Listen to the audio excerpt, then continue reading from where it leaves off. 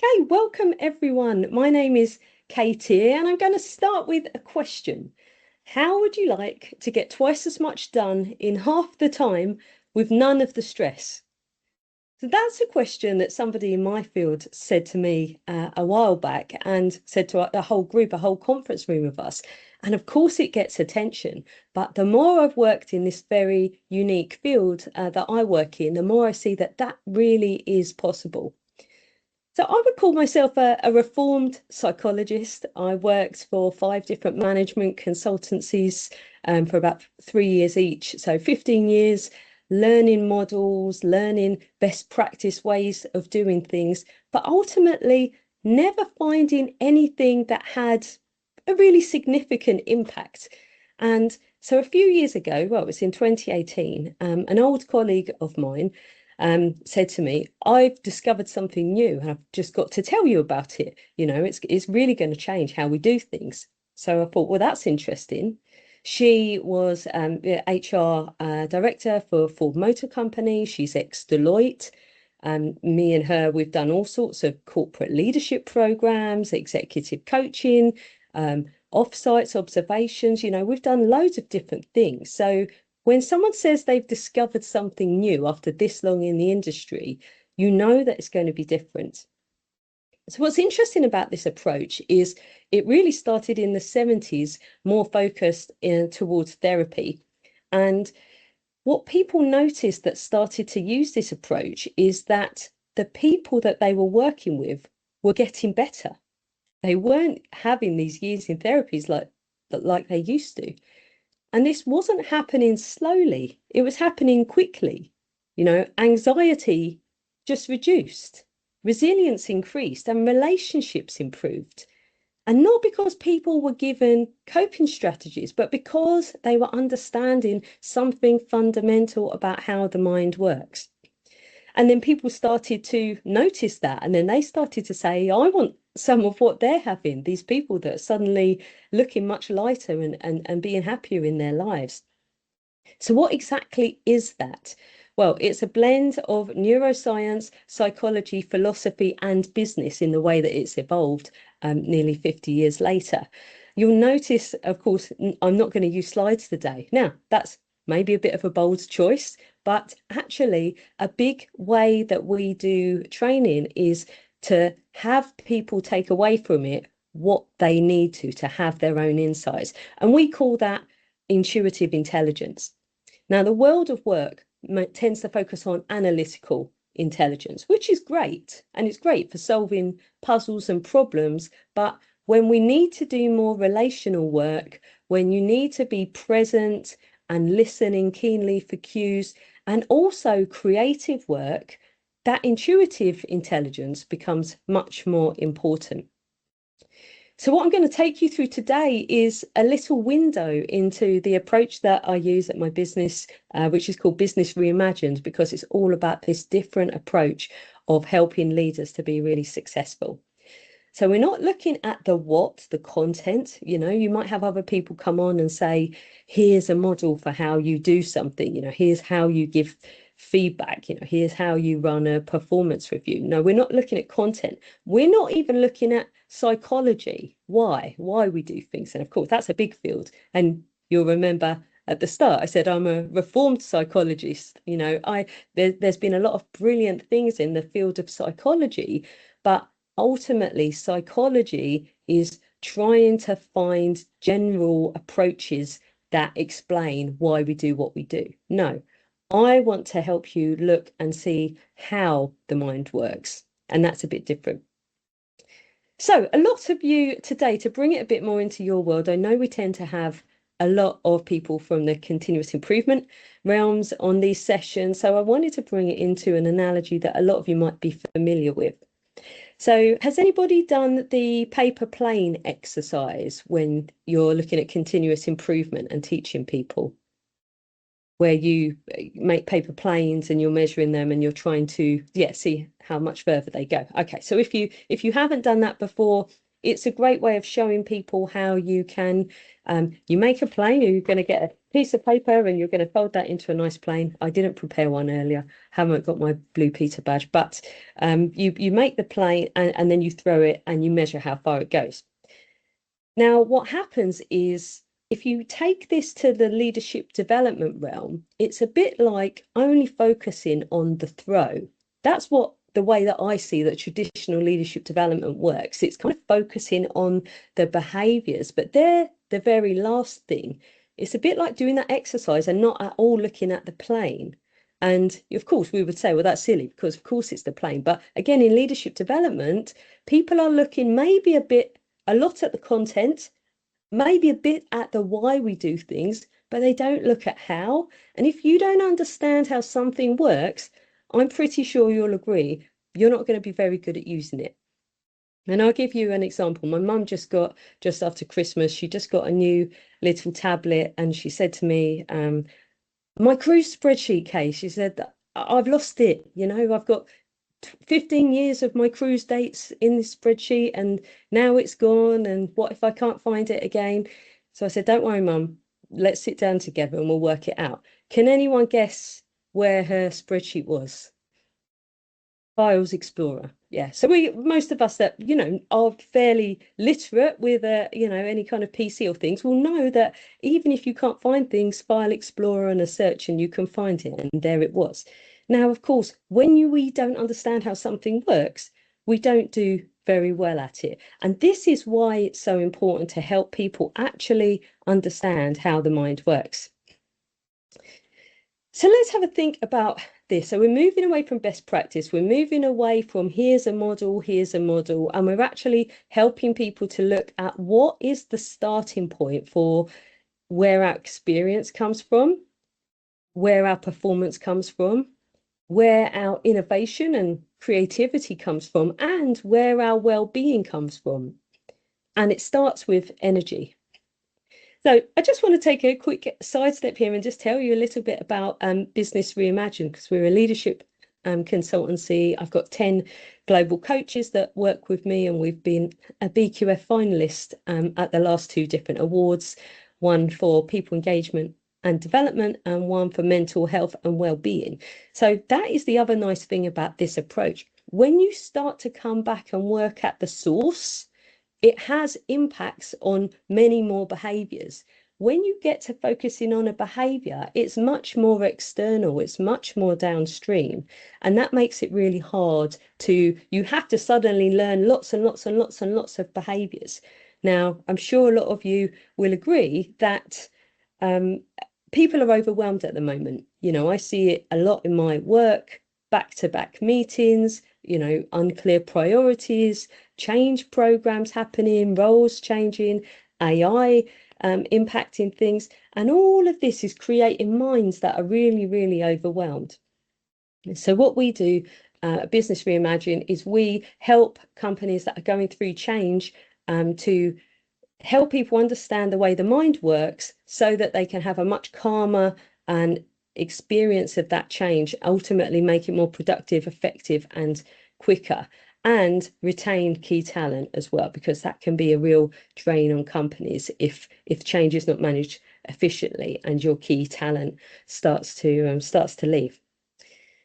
So I wanted to make it quite experiential, and I'd like to just start with a little exercise. First of all, and you can do this just sitting where you are, or feel free to share it on the chat as well. I want you to start to have a look at how we experience the world, first of all, because if we don't understand that, again, what we do downstream in behavior becomes less relevant. So I'd like you just to take a moment, we're going to just have 30 seconds for you to think about this. I want you to think about anything at work or at home that sometimes annoys you, but sometimes you don't mind. So sometimes you just don't notice it. So I'll give you an example for me. Like for me, for one thing, it's sometimes when my daughter is shouting and screaming, laughing, I think it's cute. Think it's funny. I'm glad she's having a good time. Other times, I wish she'd stop making so much noise. So again, so that's one for me. Yeah, David, tell me. Hi. Similar to yours with the kids. So I can walk the kids, like I say, they've got all the mess in the living room and toys everywhere. There'll be days where I don't even see it and it just goes off water like a duck's back. And then like at the weekend, it can absolutely overstimulate me. And I'm looking on Zoopla in the night saying, right, we need to move out. A completely irrational swing in perspective on it, to be honest with you. Yeah, And yeah, it's a brilliant. lot of it is based on my mindset of how much sleep I've had, Yeah, the type of day I've had, the week we've had, and stuff yeah, like yeah. that. So Yeah, exactly. But no, but it's a brilliant example. It's the same thing, but we feel we have a completely different experience about it. Anyone else? Anyone got something different, something from work, for example? Paul, yes. And you're on Sorry, mute. I was on Okay. mute. Yeah. Mine is unloading the dishwasher, depending on who's loaded it. And Yeah. why would you load it like that? Ah, if you've loaded it my way, 20-second job done. But Yeah. when the kids load it, no, it's painful. Yeah. But do you ever see it when the kids have loaded it and it doesn't bother you so much? Yeah, yeah. Yeah. When I'm not in a hurry, Yeah, right. chilling out. But first thing in the morning, before I go to work, it just can frustrate you. It Yeah. starts your day off, and it's not a great start. No, exactly. So David was saying, yeah, when I'm tired, when I'm stressed, that can help. And Paul, you were saying that when I'm in a hurry, that might impact things. So this is good to start noticing as well. Catherine, tell us your example. Hiya. Yeah, always, obviously, I know that we'll always try and just answer the question. But in this, my feelings I'm aware of. Sometimes when people ask repetitive questions that we've gone over many times and is very clear and obvious, like sometimes it really gets me and I'm thinking, we know this, we've done it. Mm. Other times I'm like, great, like I'm glad you're asking a question and it saves you 2 minutes and it saves you like getting stressed about like worrying about it. So generally I'll always try and do the same, but I do notice that my feelings about it's quite different. Yeah. Mm. Yeah, yeah, brilliant. Thank you. No, thanks for sharing that. And we've got a couple on the chat as well. Cars parking in our street. Yeah, I can just imagine that sometimes, yeah, fine, I'll just find somewhere else to park. And sometimes you just find a space and get on with it. And sometimes it annoys you. And Sharon was saying since COVID, I can sometimes feel really overwhelmed by general chatter in the office, and other days it doesn't bother me. So yeah, exactly. So there are times when we like something and times when it bothers us. So what is that? Because we're having a different experience of the same thing. So that's really important to know because it just shows that our state of mind or our mood is a lens through which we see the world. So that's the very first thing that happens. So we are mostly made of energy, people. We're like tiny bit of skin and bones, although we're focused on that bit too much, but we're mostly energy. And energy moves, energy goes up and down. And psychologically, we have that as well, where our mood is sometimes better. And in those moments, we are more relaxed and we're more open. And sometimes it's in a lower mood. And then we can get a bit more, take things personally, find things distracting or annoying. So this is important to know because it comes to a key point in what we help people to see, which is we experience our thinking 100% of the time. Now, when we don't know this, it looks like the world out there is making me feel a certain way. And we can really understand how this happens as well, because it looks, and we talk about this first of all. One thing we talk about, I feel stressed because this reorg just got announced. So it really looks like my stress is about that reorganization. But of course, it isn't, because otherwise everybody would have the exact same reaction to it, wouldn't it? And I think a very common topic at the moment as well is redundancy. Now, I've had people that say to me, just recently, two people from the same company being made redundant. One of them said, good, glad to see the back of them. Give me my money and I want to get out of here. And then somebody else was saying, what am I going to do? Will I find another job? Will I like my team as much? So they're having the same, experience ultimately, but they were having a completely different experience of that. So this is where we start to bring in a bit of the neuroscience as well. So if we've started off a little bit more kind of philosophical, and we're just starting to see what happens, now we're starting to move into a bit of the neuroscience, because the neuroscience shows that when we're stressed, we have much more brain activity going on. So this is why we get threatened, we have this stress response, the alarm systems in our mind start going. And what happens when we get really busy-minded is we get a contraction in the prefrontal cortex, which is responsible for things like our strategic thinking, our creativity, our emotional regulation, our perspective, and our decision quality. So in those moments, we don't lose our intelligence, we lose our access to it. So think about day-to-day work, back-to-back meetings, you have this emails piling up in the inbox, changes happening, mergers, acquisitions, and all of this is creating this overwhelm, and people are, I think, not responding to it in a way that's helpful for people, because they're not helping people understand where the experience is coming from. They actually go and say, try these external things to fix it and learn more techniques. So they're trying to give more to do to people who are already really overloaded, and that's never helpful. And in fact, this might go some way to show why the World Health Organization says there's a mental health crisis, because what has been happening so far isn't helping at all. So let's keep moving on, and I want to just move on and think about the physiology then of what happens. So we've got our mood, high and low, and what happens depending on our mood, the quality of our thinking is impacted by our mood. So when we are in a higher state of mind, we're typically more kind of creative and collaborative, because I want to ground this in work. We're more present, and so that's a useful space. Now, it's not that a low state of mind is bad, because it just is what it is. It's just like our heart rate goes up and down, our mood kind of goes up and down. The challenge with being in a low mood is when we buy into our thinking in a low mood, because the mood determines the quality of our thinking. The thinking determines what we feel, so we never feel something without thinking it. And the feeling and the thinking then create our behavior. And that's the pattern that it works. So you can see now, if you're a company just focusing on the behaviors, you're missing a whole chain that's working upstream as well. So I'm going to give you a very quick exercise that you can do any time in the day. We call it the state of mind elevator. And think of your mood like an elevator with 10 floors. So we've got 1 to 10. 5 being a neutral ground, and 5 being a really useful neutral ground, by the way. It's not good or bad, it's objective. But when we're in a higher state of mind, I'd love for you to notice, think about what mood am I in right now, and therefore, what is my thinking and feeling doing and my behavior?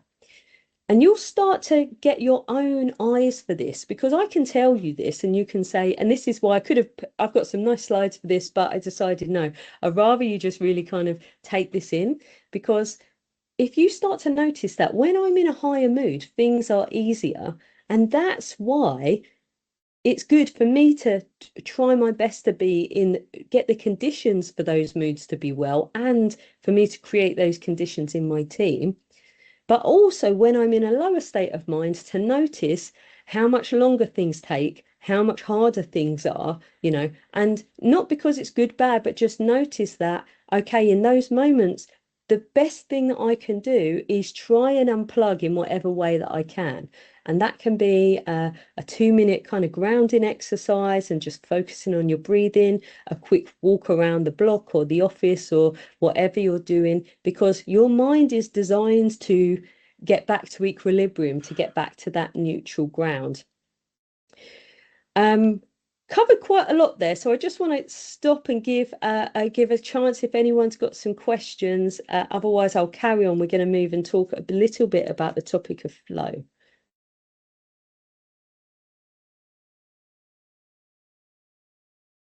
Okay, let's carry on. So, state of mind check-in, you can just do that check-in 1 to 10. Where am I at and what is the experience I'm having? Because once you start to get eyes for that, a lot of the other things that you'll do will start to unlock and become easier. So try as much as you can to make decisions and do creative tasks when you're in a higher state of mind. It's going to help you enormously. Now let's think about the higher state of mind, because one of my other bugbears with the traditional leadership training approaches is that they can focus a lot on the stress and not enough on the upside. So I want to share a piece of research with you from McKinsey, first of all. Now, this was a 10-year study of executives, and they asked executives to say how much more productive they thought they were when they were in flow. So I'm going to give you some answers, and feel free to put in the chat or to come off mute and say what you think it is. Was it 100% more productive, 200%, 400%, or 500% more productive? So what did executives say was the increase in their productivity when they were in flow states, those states of peak performance?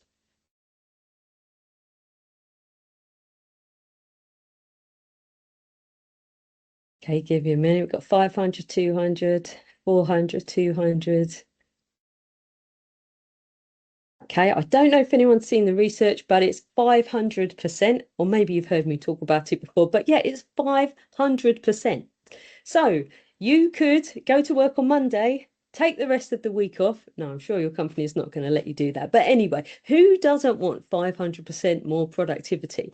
You know, that is extraordinary, isn't it? So this is the thing about, we've got to stop with the old techniques of just giving people more things to do, more techniques, more this. When we help people get into their optimal state of consciousness and set the conditions for that, we can easily achieve these productivity gains.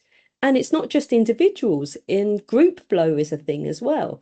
So there's, someone who I did their advanced training course in this kind of specific field, and they work with companies to do this, where they get, the whole teams help people understand this mindset so that people can more quickly and easily get into that kind of neutral space, or that higher state where, when you suddenly work on the issues, you can get in without the defensiveness, be much more creative, collaborative, and everything else. I would tell you a bit about the background of Mihai Csikszentmihalyi, who is the godfather of flow, but I don't think we will have time, and I want to give time for questions at the end. But it's a really fascinating story, and his research started in the 70s, and now it's being much more corroborated with recent neuroscience. So flow is free, everyone. This is free. We're not even paying for these 500% productivity gains, apart from training people how to do it. So apart from that, creativity has been shown to increase by 400%, purpose and engagement by more than 100%, and these are just tapping into our natural, innate, best resources that we have.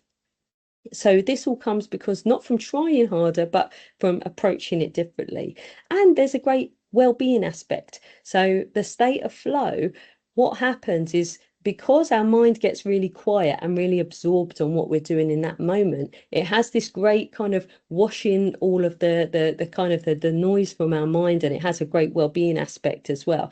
And when you've been in flow, they say it lasts for 24 hours, that positive well-being thing. So loads of good reasons to be helping people to understand what flow is and how to get in it more.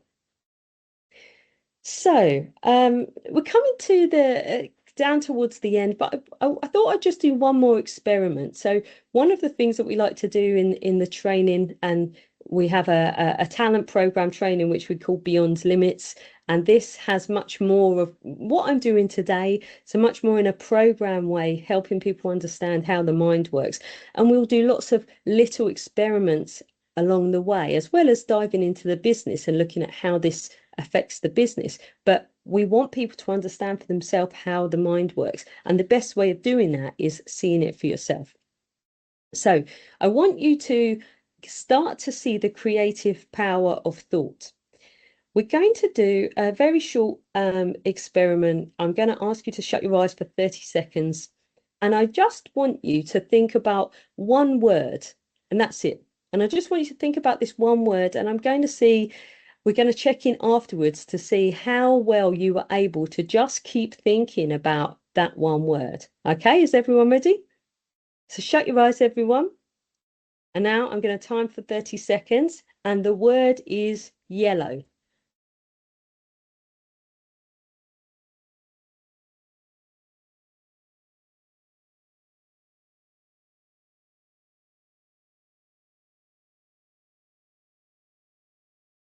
Okay, we're 10 seconds.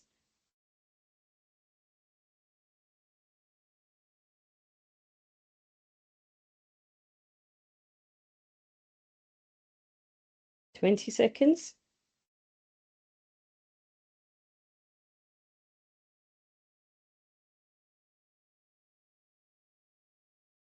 Thirty seconds. Okay. So open your eyes and feel free to write in either the chat or come off mute, or maybe we just do a show of hands with people. Did anyone manage to just think of the word yellow for 30 seconds? No, no, okay. Less than a second, David. Yeah. Okay. Yeah, as soon as you Yes. said yellow, I started singing Coldplay in my head. The Yeah. song Yellow. So yeah, Yeah. no, But it didn't but stand a Sharon chance. managed it on the thing, so that's interesting. What about anyone else? If you didn't manage it, where did your mind go? I thought about everything that was yellow. So I started Right. to think about lemons, the sunshine, Yeah. Jordan racing cars, but not necessarily the colour yellow, but everything Yes. else that I associated with yellow. Yeah. Okay, brilliant. Yeah, thank you. And things associated with the colour. And Freddie said work matters in my next meeting, and completely understandable. What we're trying to show through these little thought experiments is that thought is a creative power. This is, and again, this comes back to how does the mind work? Thought is a creative power. So when we understand how thought works, that we need to, when we give space to thought, this is how flow works. We concentrate on something, but then we relax, and then we let our mind fills in the gaps with other things we know, and it creates this it's called sometimes recombinant innovation. So our mind just suddenly brings things together, and that's how things like the Dyson Hoover was created. So he he had a problem. Some of you might know this story, but he had a problem first of all, which is he hated hoovering and he hated those Hoover bags and they get split, and he used to get really annoyed about that. And then he was working and he went to a wood chipping factory, and when they were putting the logs in and cutting them up, they had the cylinder that sucked all the fibers away so that splinters didn't go everywhere. And that was what gave him the idea for the Hoover. Now, oh, well, the vacuum cleaner, the Dyson vacuum cleaner. Now, if you think about that and the way that works, that's two ideas coming together, and that's much more common in terms of innovation than just someone having one genius idea. And that's why innovation works much better when there are lots of people as well, because you have many more ideas coming up. Now, of course, what sometimes happens is if people don't feel that they can share those ideas, if there's psychological safety issues, then maybe we don't get those ideas. So I'm not trying to say that it's so simplistic, but if you can get to a point where people can come together and really be creative and let their minds really think about what is possible without all of the constraints and lenses of the organization, of culture, of expectations, then people can really do so much more. What happens when we're under pressure is we tend to get quite repetitive thinking, and that's what most people spend most of their time in. It's certainly that I see in coaching and my leadership development work in. But we help people to understand actually how the mind works, and that having a really busy, overburdened mind is a bit like having a snow globe that you're just going to shake and shake and shake, and you can't see what's inside because of all the snow. When you let that settle, you can see. And it's the same with our mind. When we can give it the space to let it settle, we suddenly get this fresh thinking and we get much more opportunity. Clarity returns. So I want to just bring it back now to business as well, because I wanted you to experience some of this, but I really want people to see that this overwhelm is a tax on the business. You know, if you can get rid of that tax and create grounded leaders who are not stressed, who can access that deeper intuitive intelligence more of the time, then you'll find that things get escalated less. There's less blame. If you're going through mergers and acquisition, there's less resistance. And psychological safety is created naturally because when you understand how your own inner world works, suddenly it's much more easy to understand how other people's inner world works. So a big thing in change, I'm sure a lot of you will see this, is people think, well, I've told them once or twice, why do I have to keep telling them? But when you understand the inner world, that everyone's seeing the world through their own lens, like everyone's in their own virtual reality effectively, then we understand, I don't know if I've communicated in the way they need it. Suddenly it's not a burden to keep having to communicate, but it's understandable. We have much more compassion, energy rises, teams feel safer. So I think there's loads and loads of really good business reasons to be focusing on this, looking at the source of behavior rather than the behavior. So I'm gonna finish off now. We're gonna have a good amount of time for some questions and things, but I suspect many of you weren't familiar with this approach. Some of you might have seen me at a couple of the talks I've done for the BQF before. But it's not very mainstream what I'm doing. It's known as subtractive psychology sometimes, or pre-psychology. It's what becomes before it's the how. But I want you to think about this.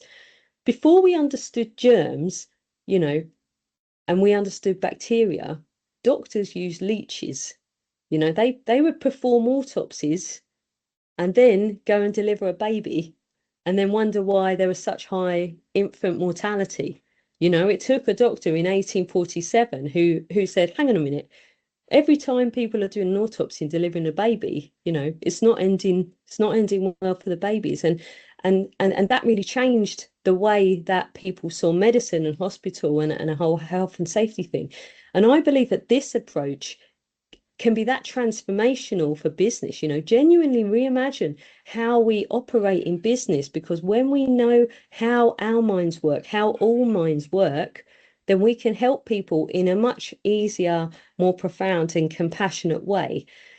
So if any of you found this interesting, like this is something I'm really passionate about, I would really appreciate if you want to do a pilot in your organization, if you want to do a talk, if you want to help people learn this understanding, then I'd really appreciate anyone reaching out. And I'm going to follow up and just send a quick note to everyone, just so that you've got my contact details afterwards. But when we're trying to do a step change, when we're trying to move past traditional approaches and paradigms, it takes forward thinking people to make that happen. And that's one of the reasons why I love doing work with the BQF, because I know that in this community you're people that genuinely want to move past old practices and get to anything that helps performance be more sustainable. So thank you so much for listening, and I'd love to take any questions that you have.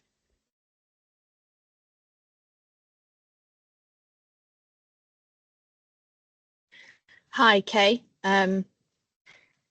Sorry, I'll just come on camera. Apologies, I didn't realise I'd not turned it back on after someone came up behind me. No problem. So it's just a quick question. You mentioned around the state of mind elevator and assessing your current flow, but it was more of a question around, is there a benefit to trying to fix how you react, and how you would fix that if you think it's beneficial? Because obviously I appreciate it's a broad question, but if you're sitting, in a 1, 2, 3 space and you want to get yourself to that neutral zone or potentially a better reaction, how do you move yourself into that state? Is there anything that can be done, or do you think it's not wise to move? try and Yes. confirm that. Yes. We get Okay. what Yeah, they- I see what you mean with the question. Thank you. You can move, but you don't have to. One thing I would say, actually, I would say that some of the things that I talked about, they're in my book as well, Overcome Imposter Syndrome. It's not just about imposter syndrome, it's really about this whole understanding that I've been telling you about, and it's looking at how we can't trust, just the label of imposter syndrome, because again, it's downstream. But coming back to your point, the little techniques help as you learn this understanding. And you might, people have anchoring behaviors, if you think about that kind of therapeutic way, and it can be touching, but really anything that brings you back to the present moment will help you emotionally regulate. So we only become emotionally dysregulated when we're believing our thinking. Yeah. So and this is the direction I to take you to. Now, look, it doesn't hurt for you to, take some deep breaths, do some box breathing, in for 4, hold for 4, out for 4, hold for 4, something simple, or just anything about staring at, you just pick up an object and just really look at it, because that's just bringing your senses to the present moment and giving your nervous system a chance to regulate. But when you start to learn this understanding more deeply, it doesn't stop you from ever getting dysregulated, but you're much quicker at the recovery because you see what's happened. And I say this as someone, although I teach this stuff, I have my moments as well where I get caught up, and we're not trying to get rid of any feelings, but we just have to see where the feelings come from. And when we understand that, and so I would just invite you to look at what it is that's when you say, oh, I feel a bit dysregulated. I imagine I'll just use an example from my coaching. So someone will say, this is a big meeting, and if this doesn't go well, then everybody's going to think I can't do my job, for example. So then we feel stressed. Then we might have any number of physical reactions like tension, or stomach upset, or we can have physical things, but it comes from that thought. Because if we don't buy into the thought, we don't have the physical reaction. Yeah, we can't. It comes from the thinking about it. It comes from us thinking about the event, not the event. Now, of course, I'm not saying they're completely unrelated, but if we think, oh, I've just got to go and take a cup of tea to someone, then, we're not even thinking about it. We take the tea, don't we? And we come out of, you need to go to the shop and buy eggs. Well, okay, I can do that. I walk in a shop, get the eggs, I pay for them. We're not thinking about it. But when we have a lot of internal thinking about what does this mean for me, or my job, or my livelihood, or our mind goes to that place, that massive story in seconds. So yeah, I would invite you to do anything that grounds you in the present moment as a bit of the shortcut, if you like, but start to look at where the actual idea comes from and challenge that thought. That's how you really resolve it long term. It's resolution. I try and do, not relief. Yeah. Perfect. Thank you very much. I appreciate it. Thank you. David. Okay, so I might already be presuming the answer to this, so I'll use the question a different way. Apart from delivering sessions like this, what gets you in your flow state? Me personally? Yeah. Oh, well, for one thing, the lack of distractions. I think we're all overwhelmed with the notifications and this and that, and I know that through my working flow and trying to practice it, that you need a good kind of 45 minutes to an hour. And a lot of people, even when I say that in coaching, try this for 45 minutes to an hour, they're like, I don't have that much time. I'm like, well, that's a problem, because, we've got to try and find little periods of time and test it for yourself what works. For me, if we think about a few things that comes together, it's got to be something I like doing. That always helps. It's harder to get in the flow when we're doing something we don't like. So even if we don't like a task, what do we like about it? Because there might be, I don't like doing admin, maybe so much. I don't like, but I do like seeing how many people have come through my programs. So if I just switch the focus, it becomes something that's more enjoyable, and then that's more likely to get me more into flow. But you kind of notice these things for yourself. I say to everyone will have this to some degree, and you've got to find what it is for you and to practice spending a bit more time in those zones. because like for me, I love even creating decks and PowerPoint decks, although of course today, you know, I haven't done it, but you know, it's something that I like. I like the attention to detail, I like the creativity of it and the stories. But and that's the thing where I can really lose track of time of things. I have to be careful. I know if I'm going to do something where I might get into flow, I have to set an alarm because I'll miss my calls otherwise. So that's the other thing. You have to manage that piece as well. But it doesn't always have to be at work as well. It can be out of work. And I know as a mum of a young child, that's hard. I don't get tons of free time, but for a lot of people, it could be running, it could be exercising, sports and things. But anything that gets you in that space where you have that clear-headedness helps you get there a bit quicker when you want to. No, definitely agree on the outside thing. Like that, I play footy once a week, and it's notable. Like that hour, I don't think about work, I don't think about kids, I don't think about to-do lists. And the next day in work, that morning, like I'm buzzing. Yeah. You know what I mean? That energy transfers over. So, who did you say the master of flow was? Mihai Csikszentmihalyi. It's a Hungarian name. Guy, I'll put it in the chat. It's I'll put a link. If you just look up flow, the godfather of flow, he will come up. But it's a hard name to pronounce. But yeah, when we talk, we've got a whole series, a 6-part series called Mastering Flow, and we come back and look at some of those things as well. So, Mark. I think actually you've been answering all of the questions, and some of what David just said was in my mind as well. I guess the question was, how do you get yourself into that flow? Because I think I've definitely experienced it. I've probably more experienced it in a non-work sporting type environment than I have in a work environment. So how do you do that from a work environment? And you've been talking about that over the last 5 or 10 minutes or so. So I'm not sure there's a lot more to say right now. I guess as you've said, try and work out what it is that gets you into that, make sure there's no distractions, and try to spend more time in there, I guess. Yeah, definitely. And there's a few little things. There are certain triggers that can help. Novelty is one. So when we do something new, we have that little bit of slight interest or performance anxiety, but in a positive way.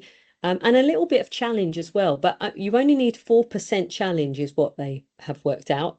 So it just needs to be slightly harder than what would normally be. And that's enough to just give you that little bit of performance boost that helps to get into flow. So there are, I think, 22 flow triggers, but those are some of the common ones. And actually one is feedback. So when we bring that back into the world of work, again, people kind of get all muddled and bent out of shape about giving people feedback, but feedback helps people get into flow because feedback directs energy and attention and to help people improve. And so when it's seen like that, like how do we help you get better, then of course people take feedback better and it's better for them as well.